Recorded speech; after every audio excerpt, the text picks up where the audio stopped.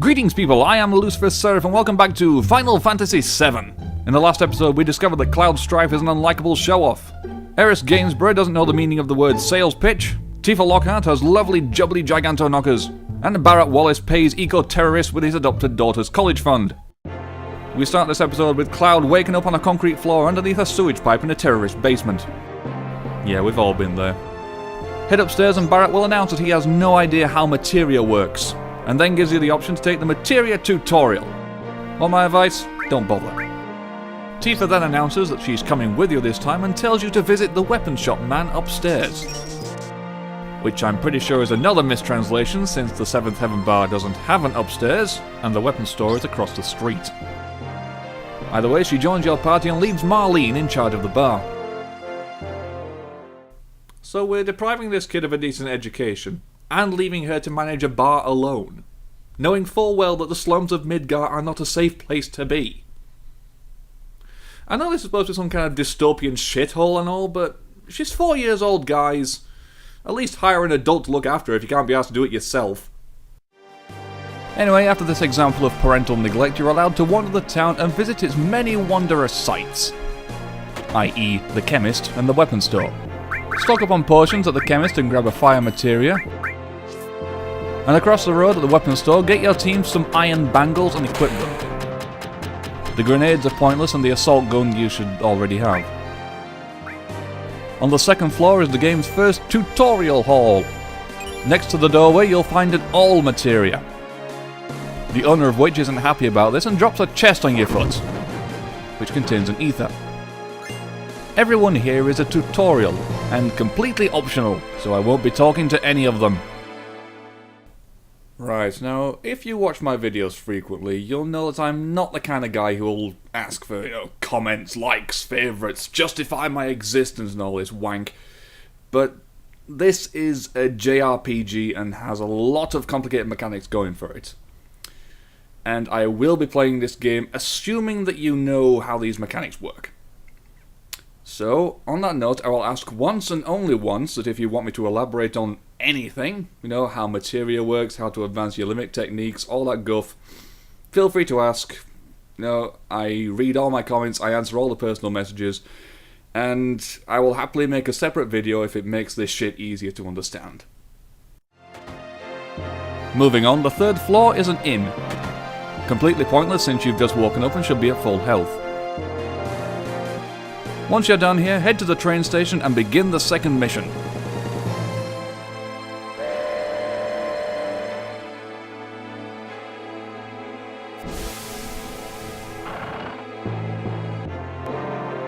Once on board, Barrett will start harassing the on-duty conductor, who points out that because of all the bomb threats, only devoted employees like himself would bother going to Midgar today.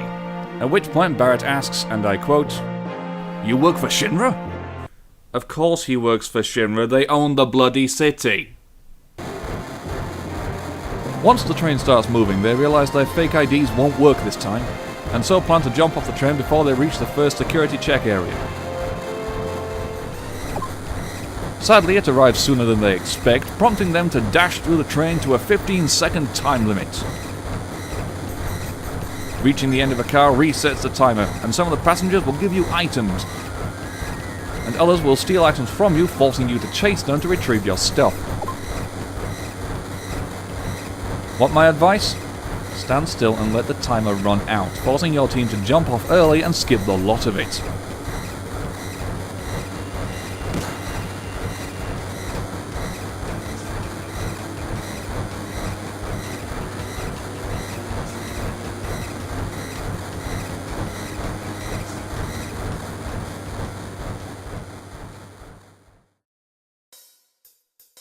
Welcome to the Winding Tunnel. This place consists of about 5 rooms, all exactly the same, with a couple of soldiers at one end and a light barrier at the other. Enemy-wise, we have gas strikes, a sort of bug thing with a silk ability that slows the target down. They've got 42 health each, so kill them quickly.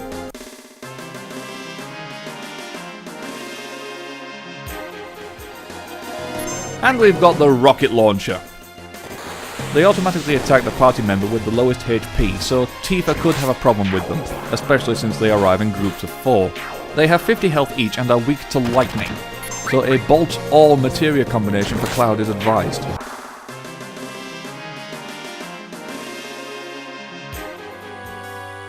Head north until you find this light barrier thing. Now, depending on how well you did in the train dictates how close you are to this point. For example, if you're like me and skip the train dash, you'll have to run through the whole tunnel to get here.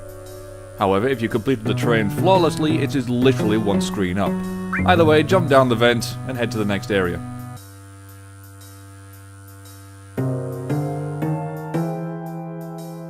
The next area consists of ventilation ducts with a few obvious items lurking around.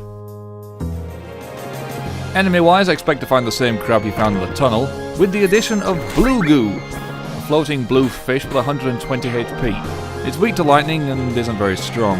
Its Hell Bubble attack is the only thing you need to worry about, and even that's pretty weak. Defying all laws of common sense, the rest of your team actually beat you here, putting into question why you bothered to jump off the train in the first place. Anyway, it's easy to get lost in here. But once you find Jesse, head south and it's a straight run to the target reactor. And don't forget to pick up the tent and save your game en route. Once you've saved your game, go through the vent next to Briggs and slide down the pipe to reach your next target, the Sector 5 Mako reactor.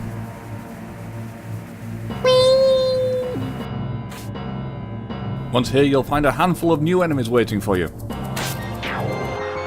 The Special Combatant is an upgraded version of the grunts from the last reactor. Upgraded in the sense that it has more health, 60 in total.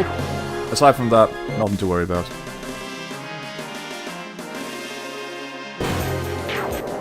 The Smogger, on the other hand, is something to worry about. Its Smog ability can blind and poison your party, and it packs a nasty left hook. They've got no specific weakness, but magic is your best bet to whittle down its 90 points of health.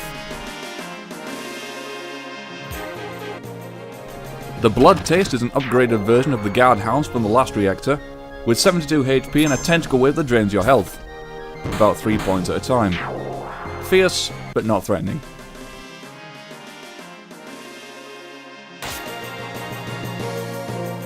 And finally, the Proto Machine Gun. Pretty weak, but they attack in groups of about 3 to 5. They're weak to lightning and have 100 HP each. Once again, the Bolt All Materia combination for Cloud should take care of them.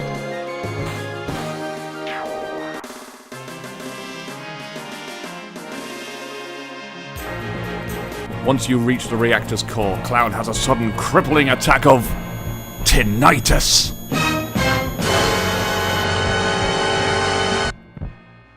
Which somehow causes him to have visions of a young Tifa mourning the loss of her father and announcing her hatred for Shinra.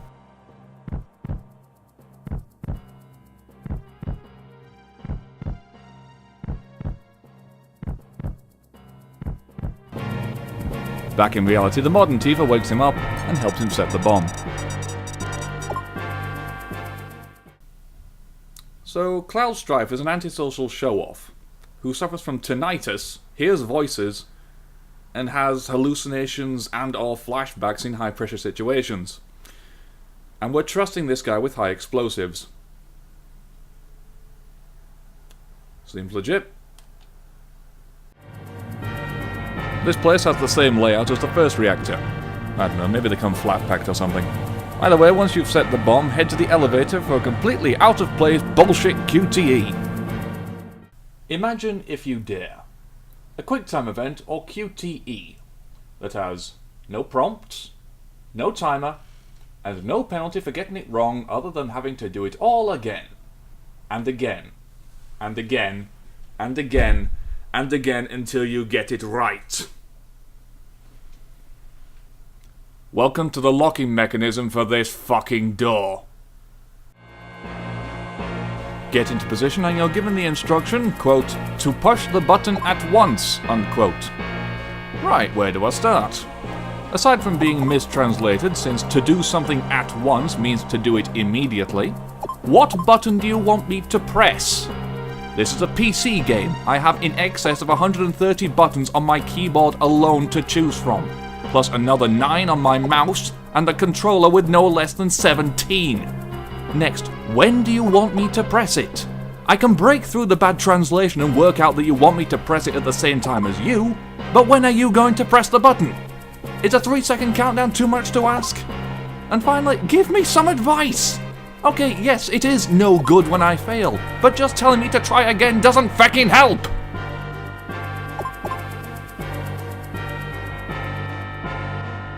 Once the correct number of planets have aligned with the dark side of a blue moon, you finally get the timing down and you're allowed to advance. Save your game and prepare for a boss fight.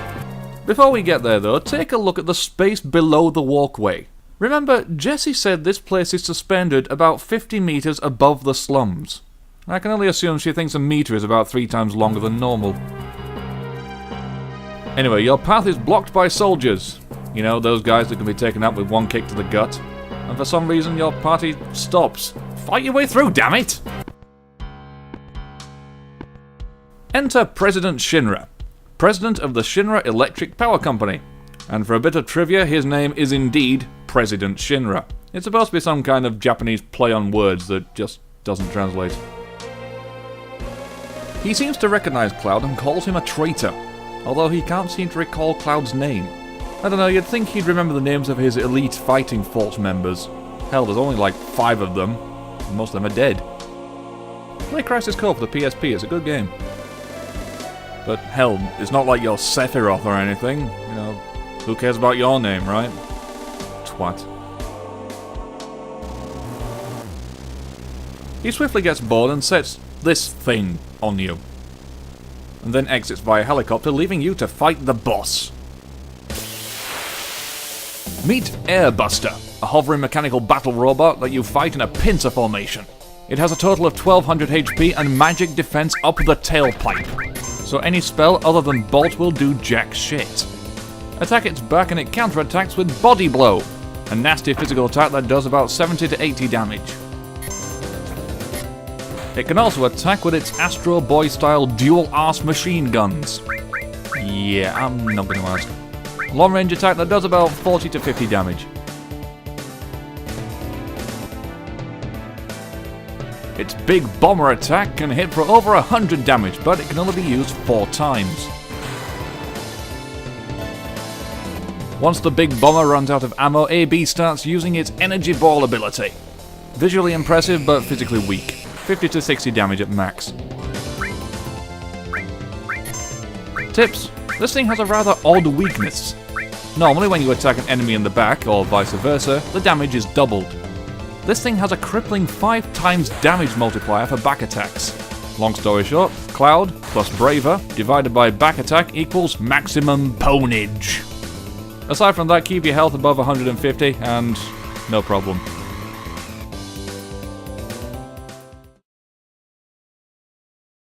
After the battle, the bloody thing goes nuclear and blows a gaping hole in the walkway, leaving Cloud hanging with no way for Barret or Tifa to reach him. But right on cue, the bomb detonates, causing Cloud to lose his grip.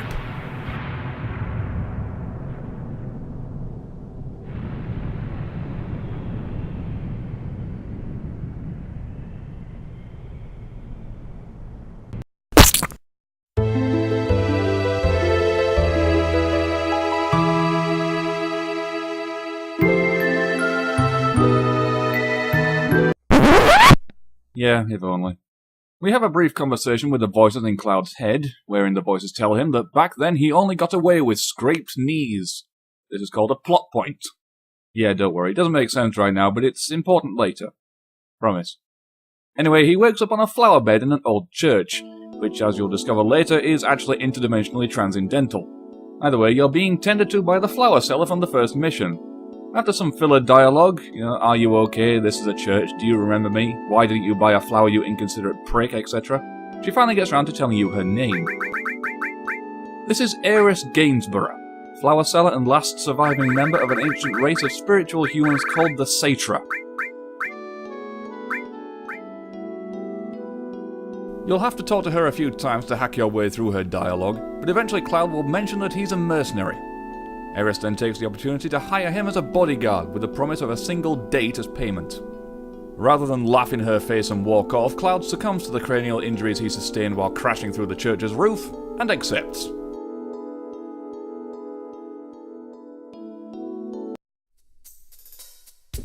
At this point, you'll no doubt have noticed the guy in black who walked in halfway through the conversation. Talk to him before this point and he'll just say, "Don't mind me." But Cloud finally recognizes the uniform as that of a Shinra agent. This is Reno, a member of the Turks, Shinra's answer to MI6, but with less counter-espionage and more murder. The grunts behind him want to fight, but Eris doesn't want them to damage the flowers, so her and Cloud retreat through the back. Reno recognizes Cloud's glowing eyes as a mark of a soldier operative, and gives chase, but not before reminding his men not to step on the flowers. So, what indeed lies in the back rooms of a Midgardian church? An office? Supply cabinet? Gateway to Equestria? My dignity? Oddly enough, it's something even more bizarre. A Futurama reference. Wow, you guys worship an unexploded nuclear bomb? It's mainly a Christmas and Easter thing. Yep, 2 years before Futurama and 3 years before the episode, and we have a bomb in the back of a church. There's one for the scholars. Japan. Forethought incarnate. Anyway, jump over the bomb and up the stairs, and Reno's men arrive and start shooting, causing Eris to lose her balance. Tell her to hold on a minute and climb up to the rafters and examine the barrels to drop them on her attackers.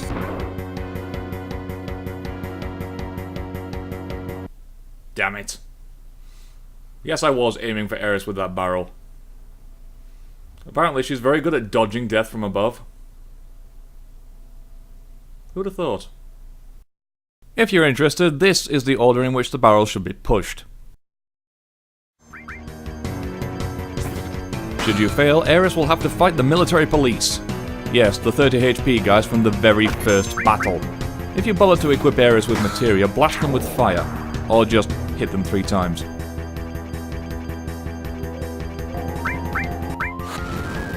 And while on the rafters, Cloud can encounter hedgehog pies. With 40 HP each, they can cast fire spells, so get yourself an ice-all materia combination and take them out in 1 turn. Once that's been dealt with, lead Eris along the rafters and out through the hole that Cloud left in the roof.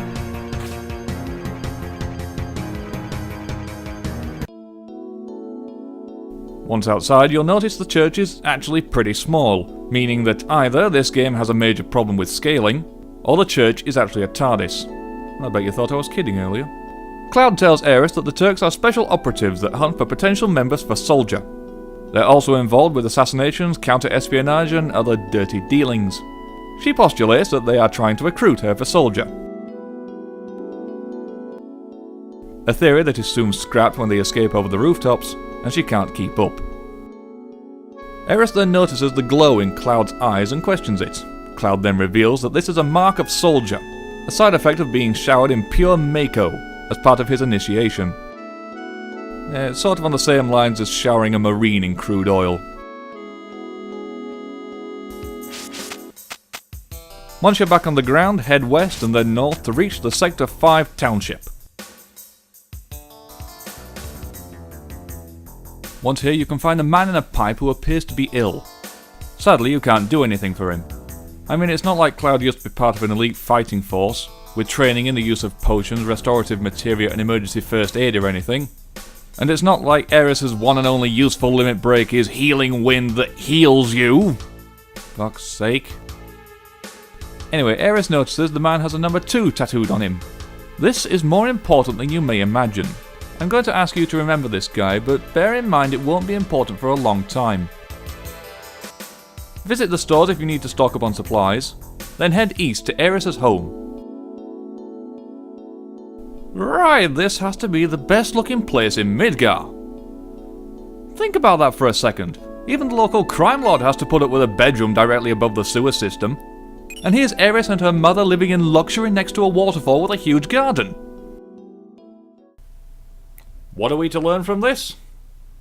Don't fuck with Elmira Gainsborough, this bitch has contacts. Elmira herself is inside waiting for Eris to return.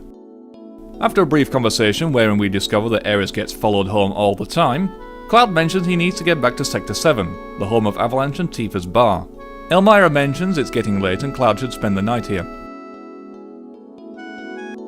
Once Eris has gone to get the beds ready, Elmira asks Cloud to leave during the night. She notices Cloud's glowing eyes as a mark of soldier and doesn't want Eris to be heartbroken again. This plot point will be explained later, but for now head upstairs for a decent night's sleep. In a real bed too. Every luxury.